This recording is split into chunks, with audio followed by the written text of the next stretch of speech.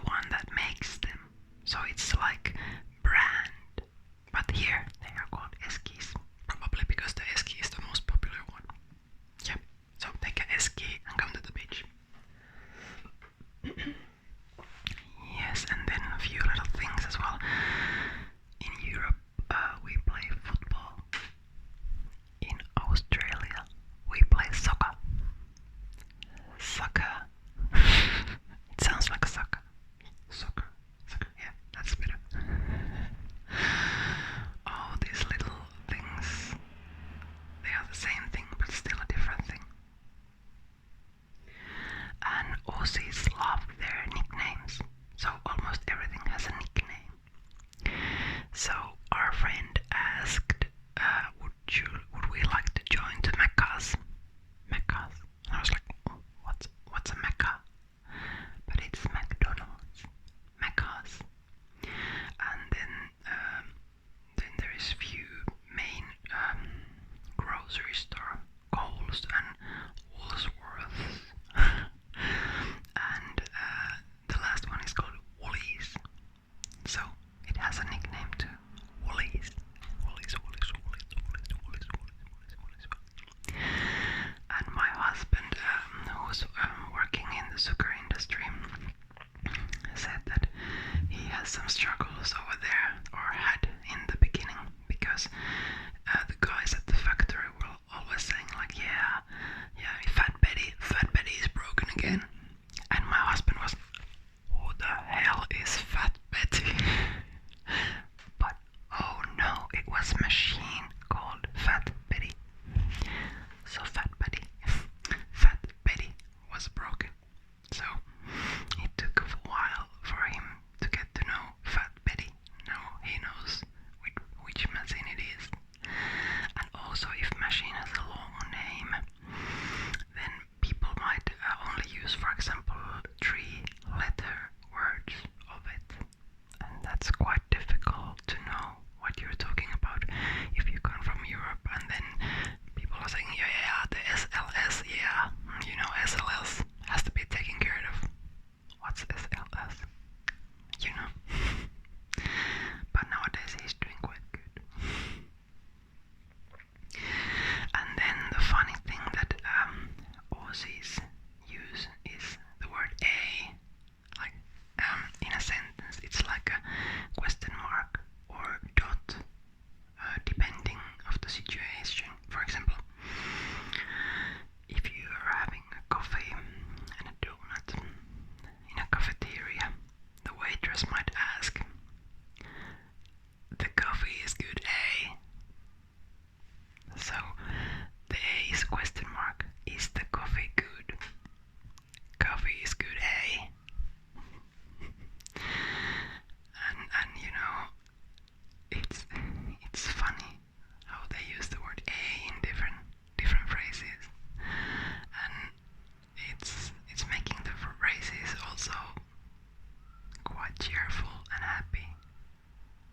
You're a Finn A. Yeah, I'm a Finn A. A. Yeah, A. And yes, one of my friends actually bumped into this word called